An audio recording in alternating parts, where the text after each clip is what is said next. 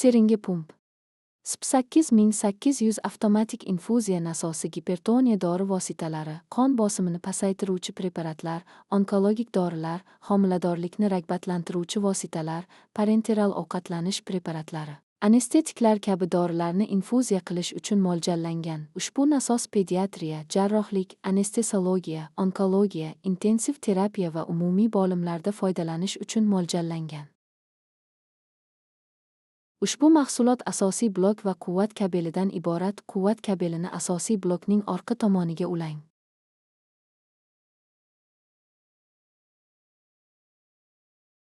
Dori.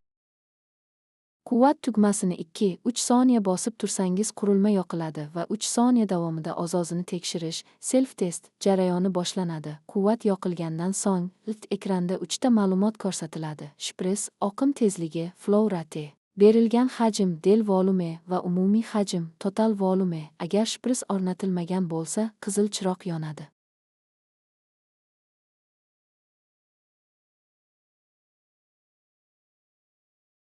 Old paneldagi door lock lever. Eshikni qulflashda tubing klampni yuqoriga ko'tarilgan, qulflangan holatda bo'lishiga albatta e'tibor bering. Agar tubing klamp qulfsiz holatda bo'lsa va eshik qulflansa, tubing klamp buzilishi mumkin. 3 soniya davomida ovozini tekshirish, self-nadi. Quvvat yoqilgandan so'ng, ekranda 3 ta ma'lumot ko'rsatiladi. Shpris, oqim tezligi, flow rate. Berilgan hajm, del volume. Agar shpris o'rnatilmagan chiroq yon.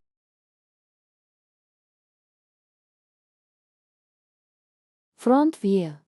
6 ta ko'rsatkich oynasi mavjud.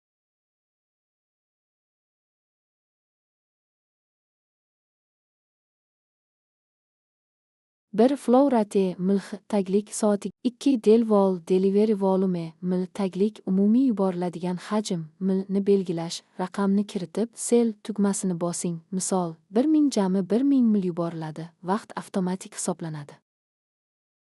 3 total vol umumiy hajm taglik bu tugma display overview. Rate mil taglik soatiga 2 del vol delivery.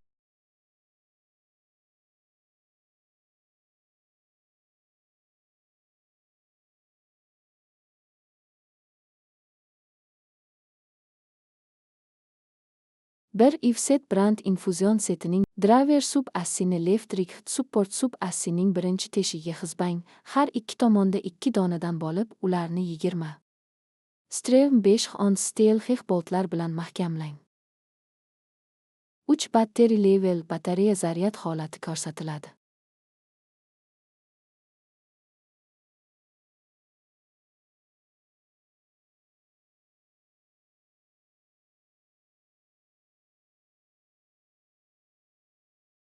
Tovush turlari. Left-rig support sub assining birinchi teshigiga ularni 5 button lock status ochiq yopiq holatdagi ikonka bilan ko'rsatiladi. 3 battery level batareya zaryad holati ko'rsatiladi. 7 expected battery usagi ondagi oq tugmasini bosganda taxminiy batareya zaxirasi ko'rsatiladi. Ushbu holatda start tugmasini bosganda menu 2si.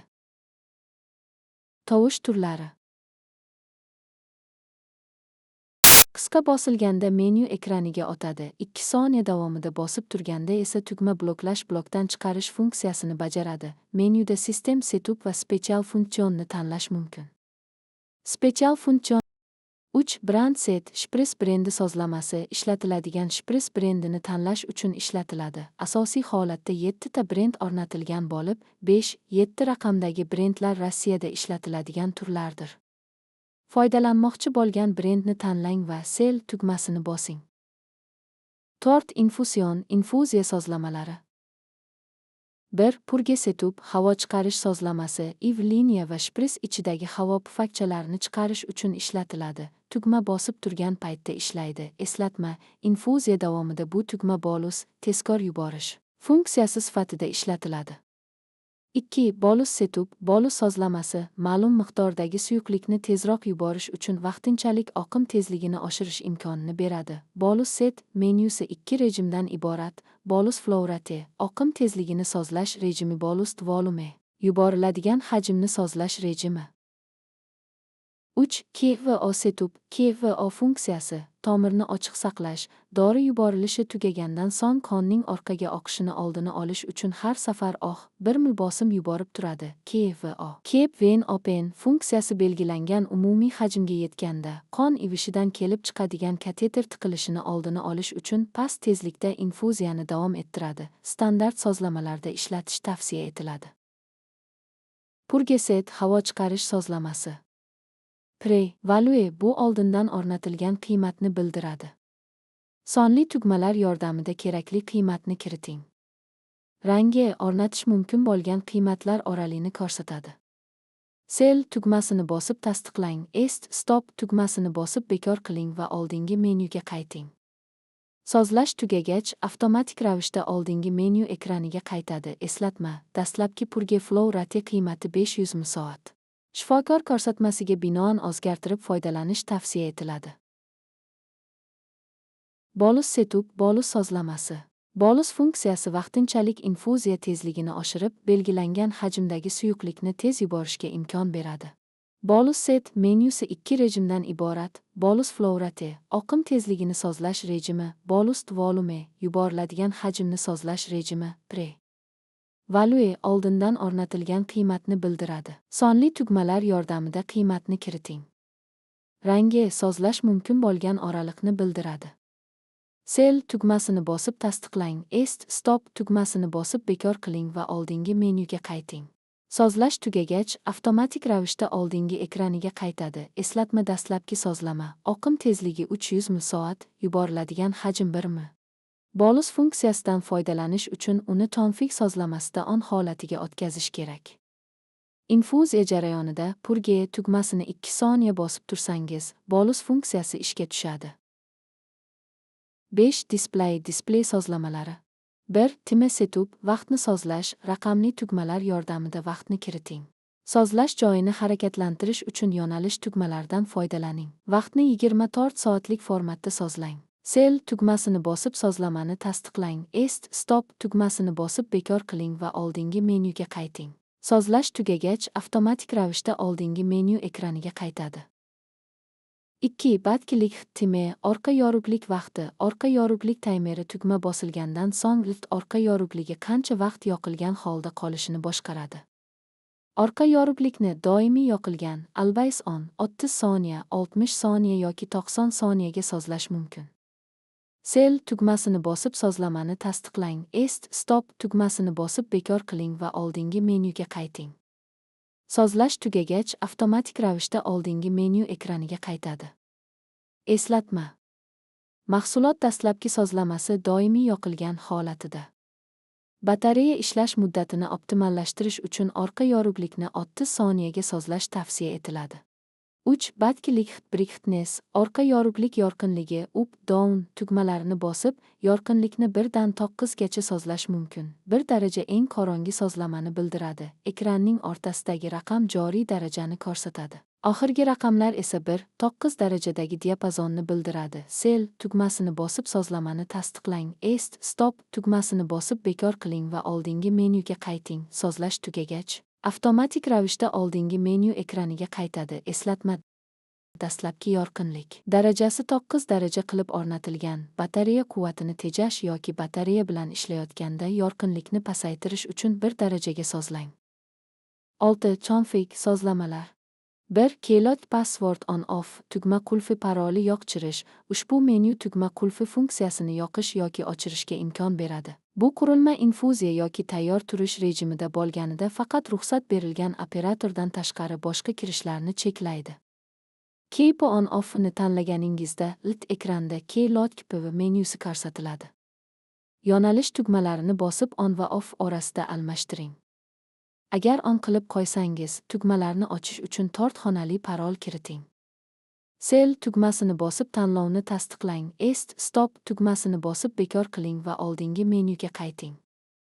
Sozlash tugagach, avtomatik ravishda oldingi menyu ekraniga qaytadi. Eslatma: qurilmaning dastlabki sozlamasi off holatida. 2. Bolus on-off. Bolus funksiyasi yoqchirish. Off qilib qo'yilsa, bolus funksiyasi ishlamaydi.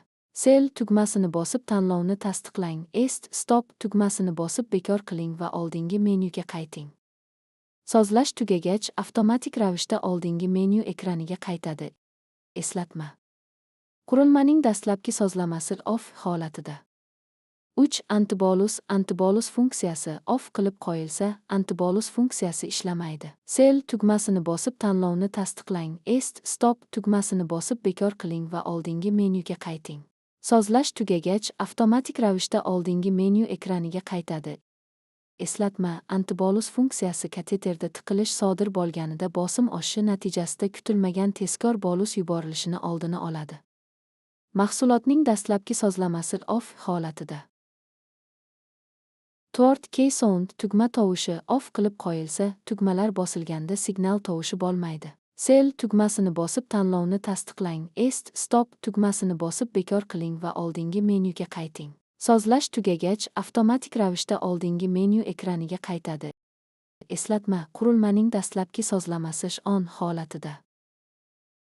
5. Button lock password tugma qulfi paroli. To'rt xonali parolni ketma-ket kiriting. Stop va power tugmalarini hisobga olmang. To'rt raqamni kiritgandan so'ng tugmasini bosib sozlamani yakunlang. Sozlash tugagach, avtomatik ravishda oldingi menyu ekraniga qaytadi. Stop tugmasini bosib bekor qilish va oldingi menyuga qaytish mumkin. Eslatma: qurilmaning dastlabki paroli oh. Tezkor dori yuborish bo'yicha maslahatlar 1. Dori yuborish jarayonida purge tugmasini 3 soniya bosib tursangiz, qurilma bolus funksiyasiga o'tadi. Belgilangan bolus qiymati bo'yicha dori yuborilishi tugagach, qurilma avtomatik ravishda oldingi rejimga qaytadi. 2. Stop purge tugmasini bosib turganingizda dori yuboriladi va ilt ekranidagi raqamlarni kuzatib, yuborilgan miqdorni nazorat qilishingiz mumkin. Purge tugmasini qo'yganingizda tezkor dori yuborish tugaydi va start tugmasini bosib oldingi rejimga qaytishingiz mumkin. Eslatmalar, ogohlantirishlar. 1. Faqat belgilangan shprislardan foydalaning. Belgilangan brenddan boshqa shpris ishlatilsa, ilt ekranida qizil chiroq yonadi. 2. Qisqich clampni 90 dan oshirib yoki teskari burmang, aks holda qurilma shikastlanadi. 3. Qurilmani faqat handle lever yuqorida bo'lgan holatda ishlating yoki harakat qiling. Lever past holatda bo'lsa, majburlab ishlatish qurilma buzilishiga olib keladi. 4. Agar dori to'kilsa, uni darhol tozalang, qurilmaga oqib kirmasligiga e'tibor bering. 5.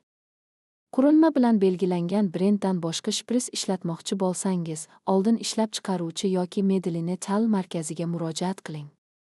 Testdan so'ng foydalanish mumkinligi haqida ma'lumot beriladi. Tomosha qilganingiz uchun tashakkur. Ushbu video YouTube'da ham mavjud. Medline Medical